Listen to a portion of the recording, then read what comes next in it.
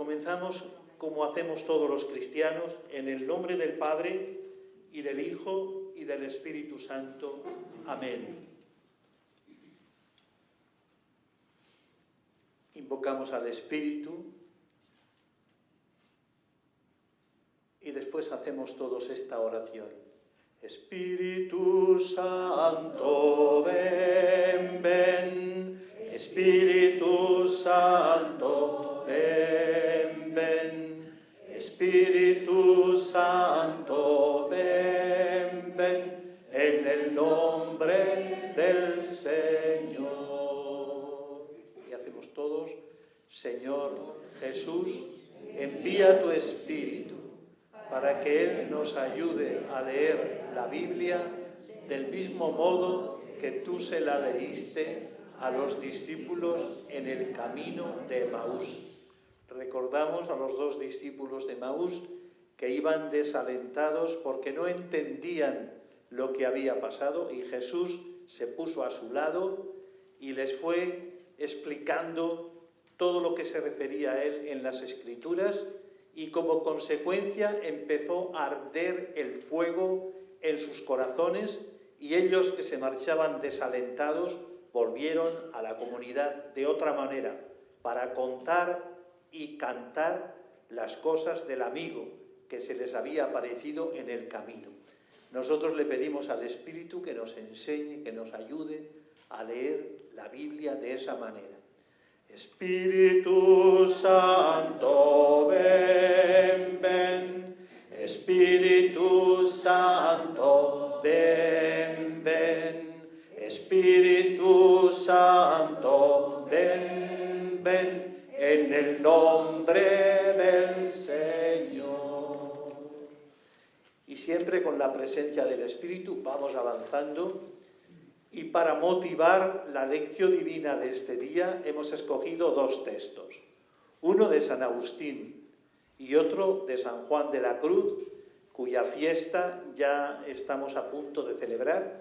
Y por eso los santos nos iluminan también en la lectura y en la escucha de la palabra. Y en concreto Juan de la Cruz. San Agustín dice: quien cree haber comprendido las Escrituras sin empeñarse en construir con el entendimiento de las mismas este doble amor a Dios y al prójimo, demuestra no haberlas aún comprendido. Es decir, entiende la Escritura quien ama. La Escritura no se entiende solo con la cabeza, sino también con el corazón. Y hasta que no nos lleva al amor, no hemos entendido la palabra. Y la segunda, este texto, para Charo dice que es el texto que más le gusta, seguramente que para muchos de vosotros, unas palabras de San Juan de la Cruz que dice así: una palabra habló el Padre, que fue su Hijo. Y ésta habla siempre en eterno silencio, y en silencio ha de ser oída del alma. ¿Qué os parece esta motivación? La repetimos, de fábula, dice aquí Dionisio, ¿verdad? Bueno, una palabra habló el Padre, que fue su Hijo, y ésta habla siempre en eterno silencio, y en silencio ha de ser oída del alma. Bueno, pues con esta motivación pasamos a la lectura del texto que vamos a proclamar en las Eucaristías del próximo domingo, y que, como veis ahí, es del evangelista San Juan. En las lecciones divinas que hemos hecho nos hemos encontrado con textos de Mateo, ¿recordáis? Con textos de Mateo, también con textos de Marcos, el domingo pasado, y hoy nos encontramos con el Evangelio de Juan. Y es importante para nosotros los cristianos que, así como distinguimos un paisaje de otro, no es lo mismo ir, por ejemplo, por la ribera, donde están los viñedos, que ir por las zonas de Burgos donde hay pinares, otras zonas donde hay cereales. Bueno, Pues de la misma manera que distinguimos los paisajes y distinguimos si un día hace frío, otro día hace calor, estamos llamados a distinguir, aunque no supiéramos de qué evangelista es, bastaría con tener delante un texto para decir, esto es de Juan o esto es de Marcos, porque cada paisaje es distinto. Cada evangelista, aunque todos hablan de Jesús, va dirigido, como hemos dicho, a las comunidades cristianas y ponen el acento en aquello que era más importante para las comunidades. Por eso cruzamos despacio este paisaje del evangelista San Juan, que es un paisaje distinto de los otros evangelistas llamados sinópticos, todos llenos de belleza. Y leemos despacito este texto del Evangelio de San Juan, del capítulo 1. Surgió un hombre enviado por Dios que se llamaba Juan.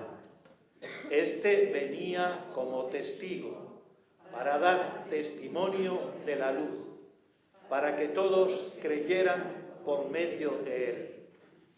No era él la luz, sino el que daba testimonio de la luz.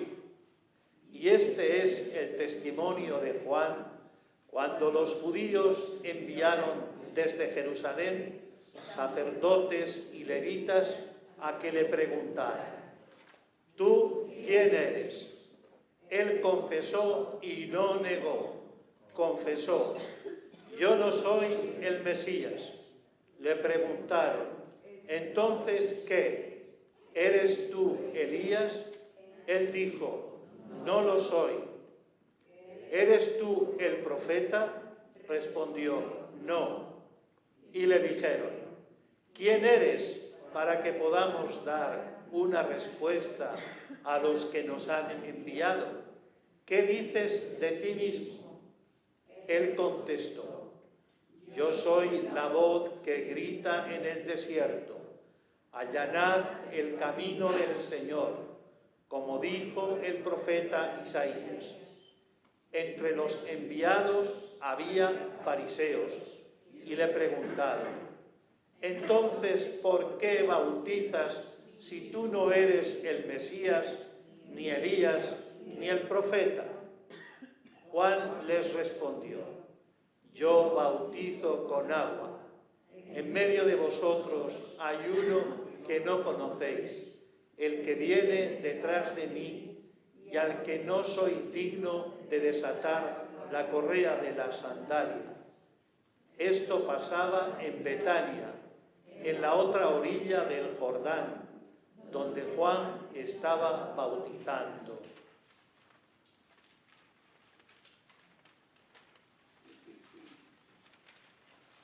Bueno, entonces, como os decía, estamos en el Evangelio de San Juan. El Evangelio de San Juan es muy espiritual, pero también muy humano.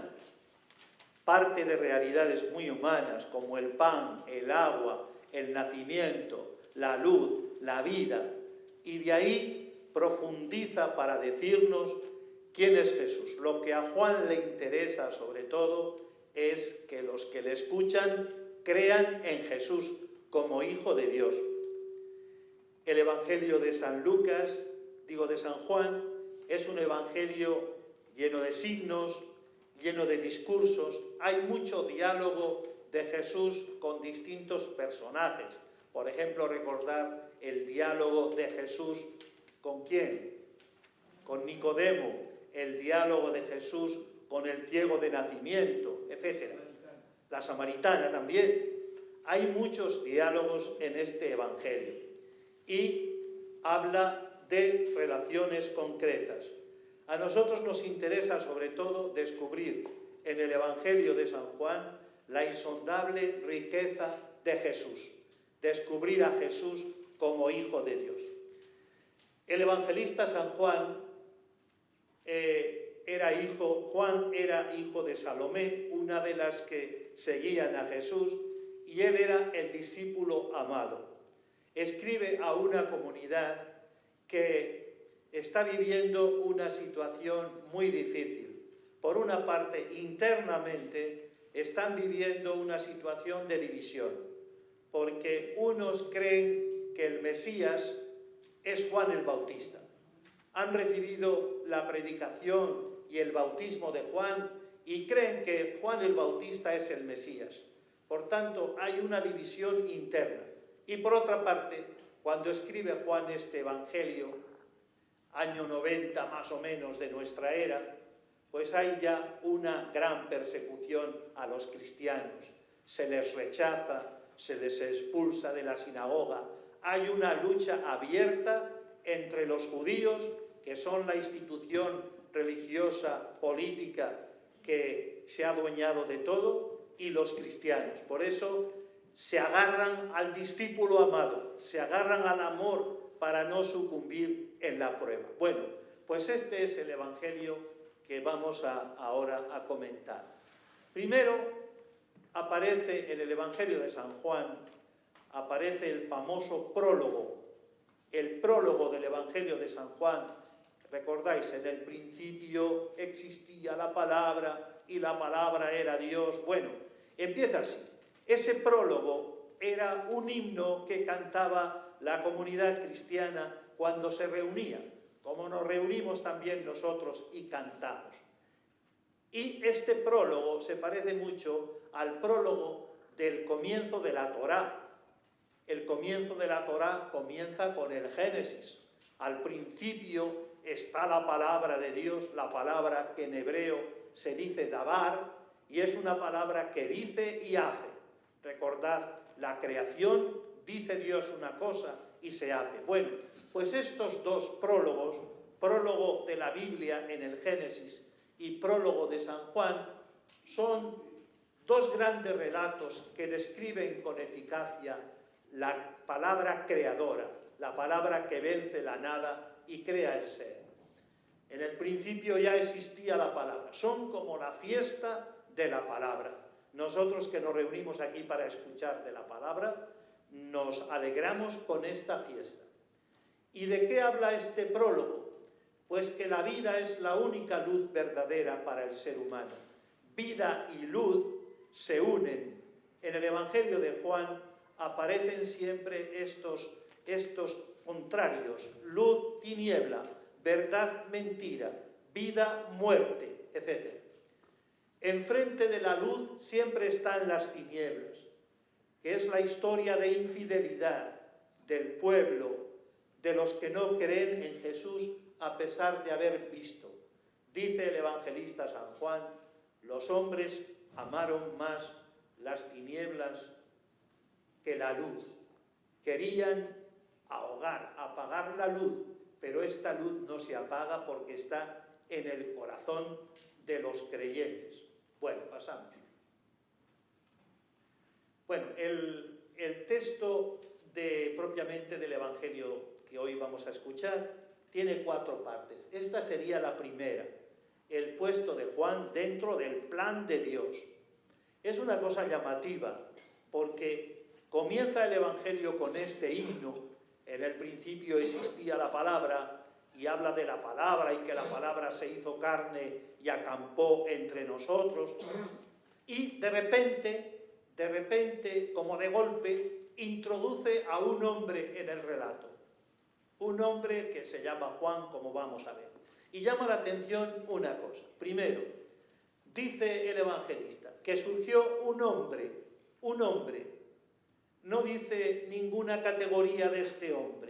Y esto nos gusta porque está hablando del ser humano. Surgió un hombre que no tenía más calificativo ni más detalles. Un hombre. San Juan de la Cruz hablará del ser humano como arcaduz.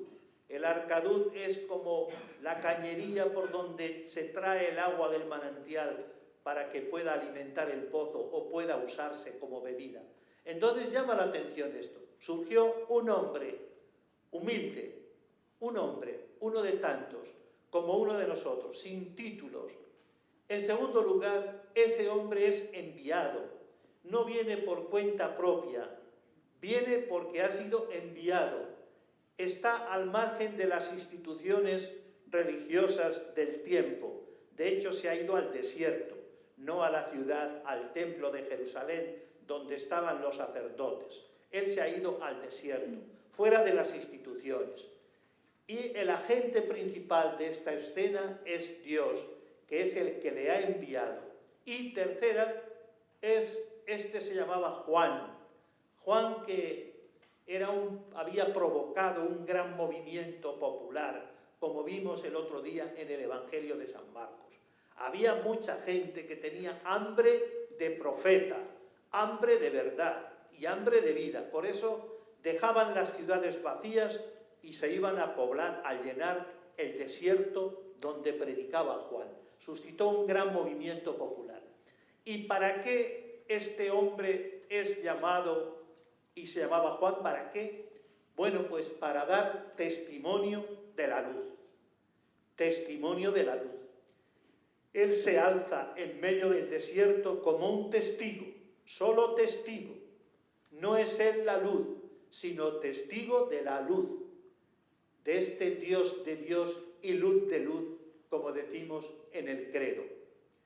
Y una cosa también que llama la atención es que Juan no aprovecha su popularidad para presentarse como lo que no es. Él es humilde, hace falta una heroica humildad para ser uno mismo y no otro. Una gran tarea esta para la vida, aprender a ser cada uno en sí mismo, no otra persona. Entonces, él no aprovecha su popularidad para decir aquí estoy yo y soy más. Bueno, esto lo solemos ver en nuestro mundo, que la popularidad nos hace perder de vista lo que somos. Y vive siempre su misión en función de Jesús. Él, como dirá en otro texto, está llamado a decrecer para que Jesús crezca. Y propone a sus paisanos un cambio, una conversión.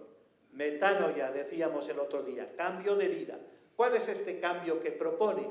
Que abandonen las tinieblas y se pongan del lado de la luz, del lado de la vida, del lado de Jesús.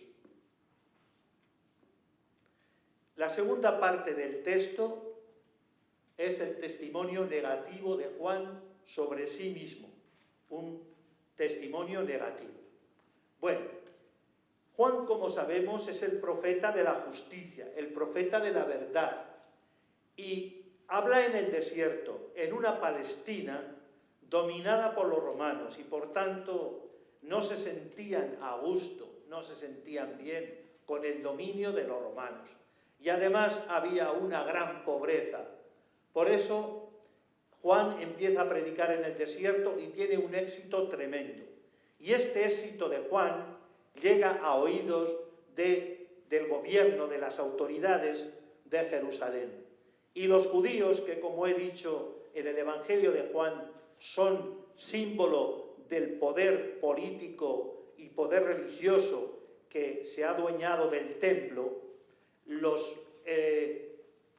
estos empiezan a ver de forma un poco preocupante este éxito que está teniendo Juan en el desierto. Y por eso envían una comisión para investigar. Juan no es lo que los demás piensan de él. Por eso comienza, cuando le preguntan ¿tú quién eres?, en vez de decir quién es, comienza respondiendo a lo que piensan ellos, a aquellas cosas por las que vienen a preguntarle. Y por eso comienza respondiendo negativamente por 3 veces. Esta respuesta que hace el evangelista, yo no soy el Mesías, yo no soy Elías, yo no soy el profeta, viene muy bien no solo para los judíos que vienen a preguntar, sino también para las comunidades cristianas del año 90, para las que está escribiendo el evangelista Juan. Porque también los cristianos tienen que saber colocar a Juan en su sitio. Y su sitio no es el Mesías. Algunos pensaban que era el Mesías. Ni es Elías, ni es el profeta. La pregunta que le hacen es ¿tú quién eres? Una pregunta muy interesante y muy profunda. ¿Tú quién eres? y se la hacen, la comisión de los que los del templo han enviado, está formada por sacerdotes. Los sacerdotes eran los encargados de degollar, de sacrificar a las víctimas de las personas que venían a hacer la ofrenda en el templo. No era como ahora el sacerdote que tiene una misión pastoral. Tenían esa misión, debían ser gente pues que causaba miedo, ¿verdad? Bueno, y por otra parte los levitas, que eran una especie de policía religiosa. Allí donde había algo nuevo, allí se acercaban para investigar. Si os fijáis en el Evangelio, también estarán constantemente enviando gente para que investigue de qué habla Jesús, qué hace Jesús, cómo se mueve Jesús. La participación tanto de los sacerdotes como de los levitas hace pensar que iban con la intención de detener a Juan Bautista si lo encontraban culpable, pero con esa salvedad de que hay mucha gente a su alrededor, hay mucha gente que le sigue, como pasará también en su momento con Jesús, hay mucha gente que le sigue y no se atreven a detenerlo. La tercera parte de este Evangelio es el testimonio positivo de Juan sobre sí mismo. Ha dicho lo que no es. No soy el Mesías, no soy Elías, no soy el profeta. Bueno, pues entonces dinos quién eres, porque nosotros, le dicen los enviados, tenemos que responder a los que nos han enviado. Dinos claramente quién eres. La misma pregunta le harán a Jesús. Dinos quién eres, siempre con la identidad. Bueno, pasamos. Y aquí llama la atención que Juan tiene una absoluta claridad sobre cuál es su misión y su identidad. Y él dice, ¿queréis saber quién soy? Pues soy la voz que grita en el desierto, preparad el camino al Señor. Soy el que prepara el camino al Señor. Eso soy yo. No soy la palabra, soy la voz de la palabra. No soy la luz, soy el testigo de la luz. Y es importante cómo aquí el evangelista Juan cita, como hacen todos los evangelistas, textos de la Escritura. ¿Por qué utilizan la Escritura? Porque para entender el fenómeno nuevo, el acontecimiento nuevo que ha supuesto para ellos el encuentro con Jesús, para explicárselo, se sirven de las palabras que el Señor ha ido revelando en la Escritura a través de toda la historia de salvación. Por eso encuentran que Isaías ya hablaba de Jesús y la palabra de Isaías le sirve de luz para entender no solo la misión de Juan, sino también la misión de los cristianos. Soy, por tanto, la voz que grita en el desierto. Pasamos. Y esta es la cuarta parte de este Evangelio, que es el significado del bautismo de Juan. Entre el grupo que van enviados por el templo había sacerdotes, había levitas y había también fariseos. Y estos fariseos más entendidos, más teólogos, le hacen una pregunta: pues si tú no eres ni Mesías, ni Elías, ni el profeta, ¿por qué bautizas? ¿Por qué bautizas? Y parece siempre los fariseos tenían la sensación como de que habían cazado cuando le hacían preguntas, que lo que querían era pillar a la persona. También con Jesús lo harán. Y entonces Juan les dice: yo bautizo con agua. Entonces había muchas clases de bautismos. Era una forma de comprometerse con un mensaje. Cuando uno aceptaba un mensaje, había un rito de purificación, de inmersión, de bautismo, para decir, la señal de que yo me comprometo con un mensaje es que yo me bautizo. Juan dice: yo bautizo con agua. Y el bautismo de agua prepara la aparición de algo verdaderamente nuevo. El bautismo de Juan prepara para abrir los ojos y el corazón al que viene como nuevo, como novedad, que como veíamos en el Evangelio de Marcos, ¿recordáis cómo bautizaba Jesús?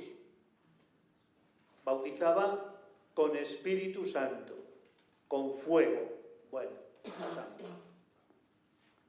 Bueno, aquí cantamos porque eso nuevo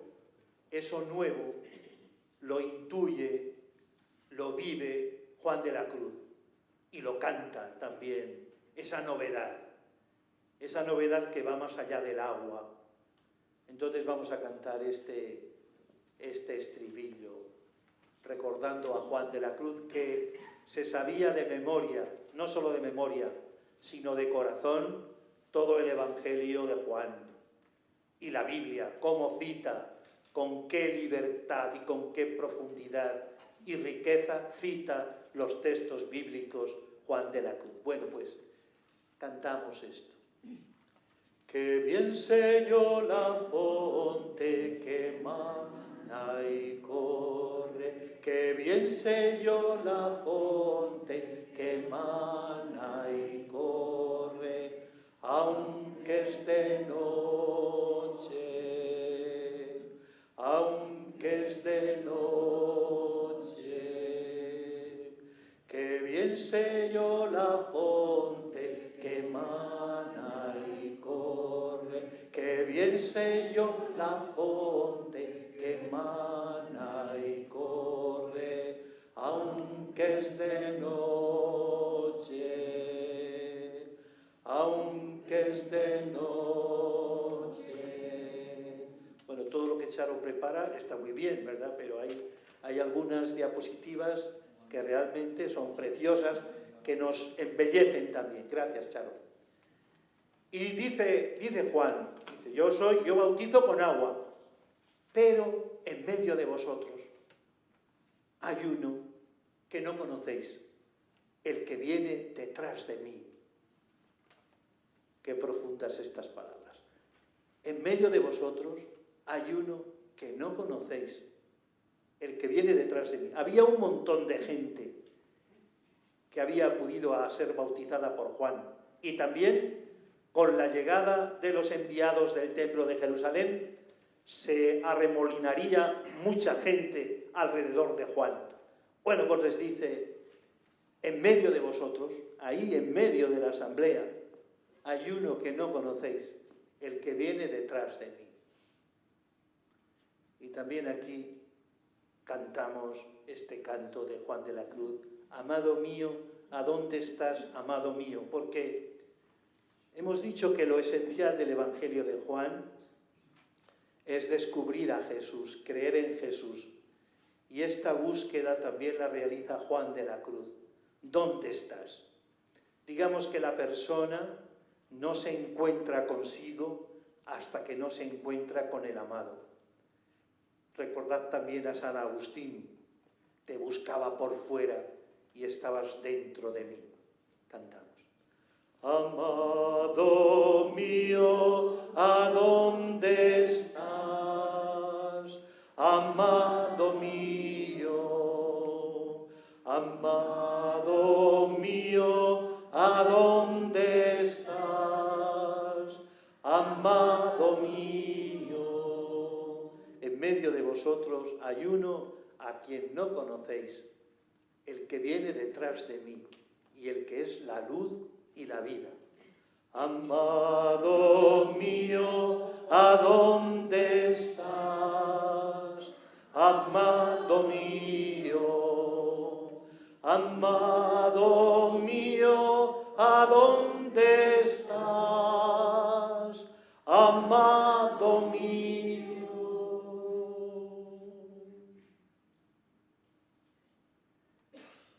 Y sigue diciendo Juan Bautista, y además no soy digno de desatar la correa de la sandalia. Ya decíamos el otro día lo que significaba desatar la correa de la sandalia. Ningún rabino permitía que sus discípulos, a los que pedía muchas cosas, pero nunca se le ocurría pedirles que le desataran la sandalia. porque era algo tan humillante que nunca se lo pedían. Era propio de los esclavos, pero de los esclavos que no fuesen judíos. Desatar la correa de la sandalia, como lavar los pies. Por eso, fijaos, en este contexto de humillante, que ningún rabino le permitía al discípulo que le lavara los pies, imaginad la fuerza que tiene que Jesús no solo no sea quien pide que le laven los pies, sino que Él se arrodilla y les lava los pies. En este contexto tan humillante. Bueno, pero también este rito de desatar la correa de la sandalia tiene que ver con el rito de la ley del levirato. El levirato viene de levir, que significa cuñado. Cuando uno moría sin hijos,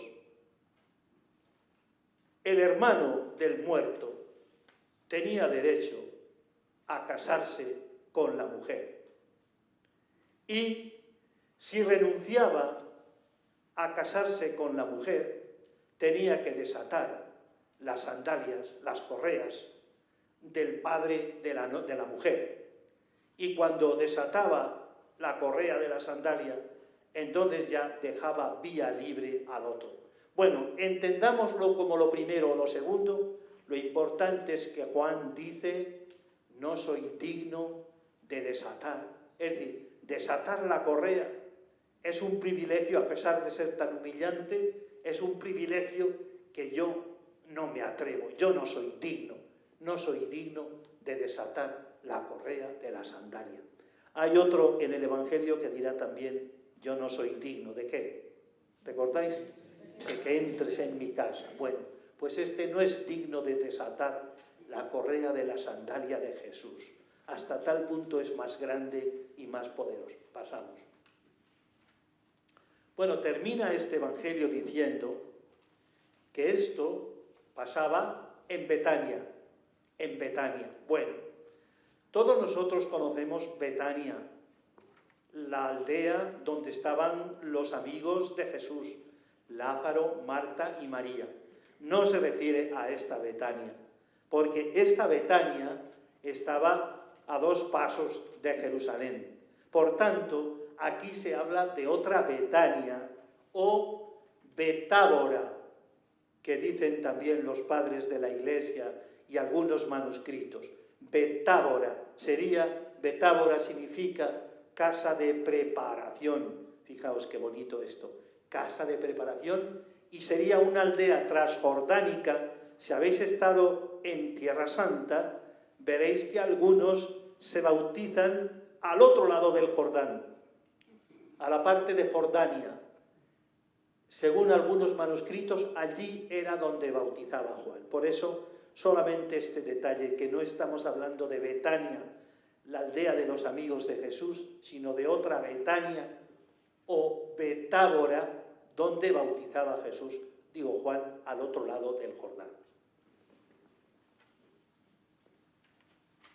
Bueno, pasamos a la meditación después de esto, y nos ha parecido muy importante recoger algo de este Evangelio para que lo hagamos vida nuestra, para que lo personalicemos.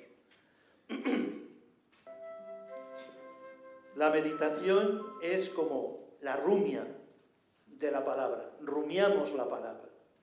Y la primera pregunta que nos hacemos nosotros es la pregunta que le hicieron a Juan, es decir, ¿quién eres? ¿Quién eres? ¿Qué dices de ti mismo o de ti misma? Una pregunta muy profunda que debiera acompañarnos toda la vida. ¿Quién eres? ¿Y qué dices de ti mismo? De verdad. ¿Quién eres? ¿Qué dices de ti mismo? A veces se nos puede pasar la vida en hacer cosas sin responder a esta pregunta. Para Santa Teresa era fundamental saber quiénes somos. ¿Quiénes somos? ¿Quién soy? ¿qué digo de mí mismo, de mí misma?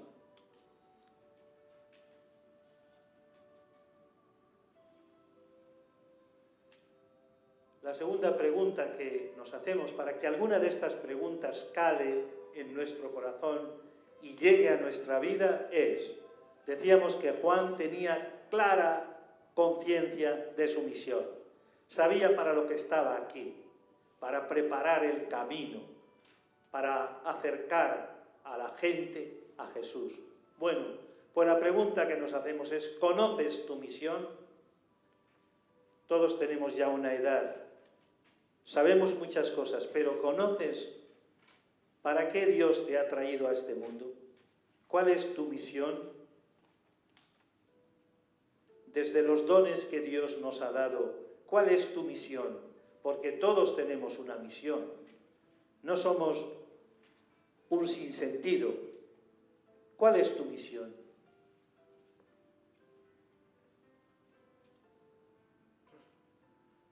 ¿Reconoces al que está en medio de nosotros?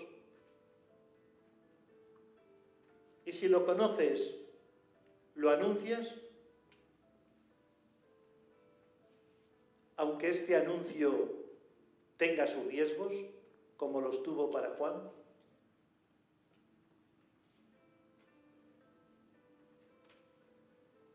¿Buscas la luz o te quedas con una pequeña lámpara o una linternita?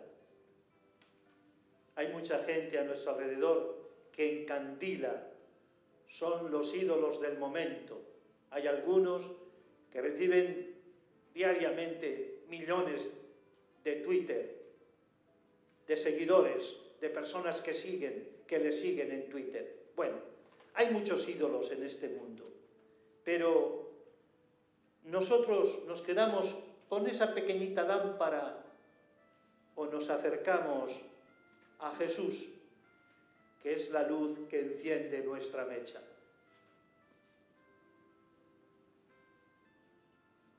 También, ¿qué razones de peso tienes para vivir en la alegría, a pesar de cómo está el mundo?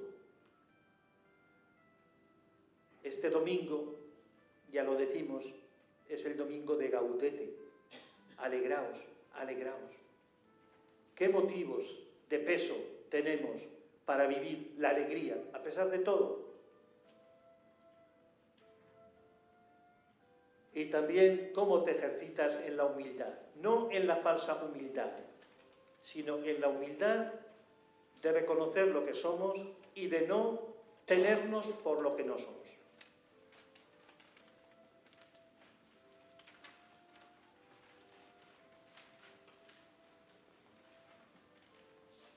Bueno, después de esta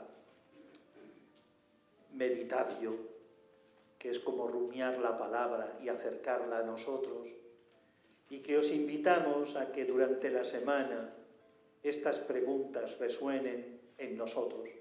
Viene la oración. Como decimos, no le sabemos decir a Dios nada que Él no nos haya dicho antes. Por eso, la escucha de la palabra nos da palabras para hablarle a Dios.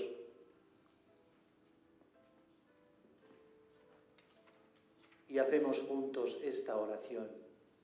Claro, aquí cada uno tendría que hacer la suya, pero como somos un grupo grande, no podemos escuchar la oración de cada uno, hacemos esta, que espero que de alguna manera sintonice con vosotros, con vuestro corazón. Decimos, en medio del silencio, invadido de palabras que no dicen nada, necesito una palabra que abra caminos en mi vida, que me muestre senderos por los que transitar con ganas, con gozo en el corazón, con un proyecto y una meta. En medio de la noche necesito una luz para dar el próximo paso con confianza y sin miedo. Y con fe decimos, tú, Jesús, eres mi luz, mi palabra. Tú eres el camino, tú eres la verdad, tú eres la vida, tú eres el camino, tú eres la verdad, tú eres la vida.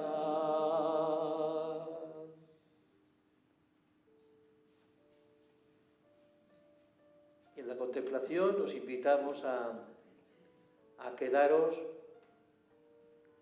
con la alegría de María.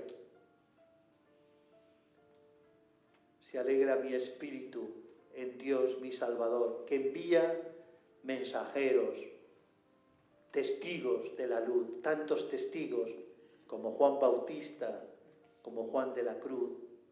Se alegra mi espíritu en Dios mi Salvador, una alegría profunda que toca el corazón y que nada ni nadie nos puede robar. Así nos quedamos, en un estado de alegría en Dios mi Salvador, en Dios luz, verdad, bondad, cariño.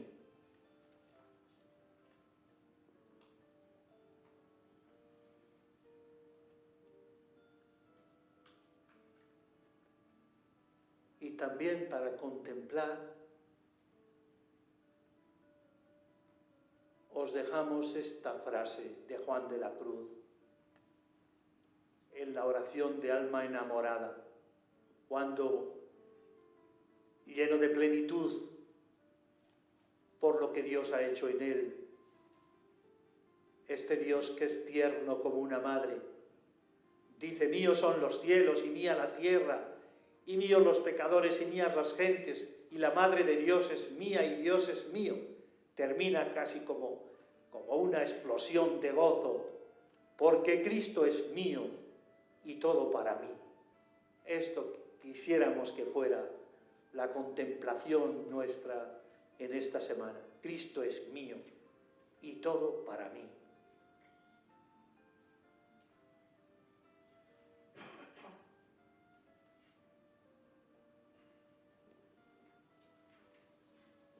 Bueno, la última palabra, en la última parte de la lección, es la acción. Quien escucha la palabra la tiene que comunicar, y la tiene que comunicar con obras. Por eso, primero como acción ponemos el acento en la comunidad cristiana de cada uno de los que estamos aquí, que con la fraternidad solidaria proclama la necesidad de allanar los caminos. Es decir, la comunidad cristiana a la que pertenecemos tiene la misión de hacer algo, de allanar los caminos para que las gentes que nos rodean puedan creer en Jesús. Nosotros vivimos rodeados de mucha gente que ha dejado a un lado a Jesús. La comunidad es la que trata siempre de llevar a Jesús a las personas. No es fácil allanar estos caminos, por eso nos presentamos como servidores de la verdad, no como dueños de la verdad, no como personas que imponen, sino como personas que sirven a la verdad. No somos dueños de la verdad. La verdad es Jesús. Como hemos visto en Juan, no se adueña de la luz, la levanta, sin engañar en las cosas de Dios, que decía Santa Teresa. No engañar, no decir lo que no somos. Y la llama sigue ardiendo, su luz no se ha extinguido. Jesús es el mismo ayer, hoy y siempre. Nos toca a nosotros ser testigos de la luz. Una tarea que tiene su riesgo, como lo tuvo para Juan, y como lo tuvo para Jesús, y como lo tuvo para Juan de la Cruz. Tiene sus riesgos, pero ¿cómo esconder la luz cuando la luz nos ha tocado el corazón? Y aquí un texto del Concilio Vaticano II que nos invita a todos los cristianos a manifestar, con el ejemplo de la vida y el testimonio de la palabra, al hombre nuevo que se ha creado del que se ha revestido por el bautismo y la fuerza del Espíritu. Es decir, todos los cristianos estamos llamados a anunciar y a comunicar a Jesús, el que nos ha tocado el corazón y nos ha enamorado. Nadie es la luz, pero podemos irradiar la luz.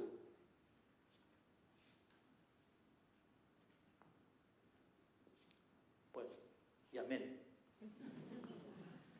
Entonces, feliz semana y que la lección nos ayude a rumiar todo esto, a volver. Bueno, en la parte de atrás tenéis los evangelios para el próximo año. Claro, es fundamental que nosotros, amigos de la lección, leamos todos los días el evangelio de cada día. Por eso no os marchéis sin recoger uno. Gaudete.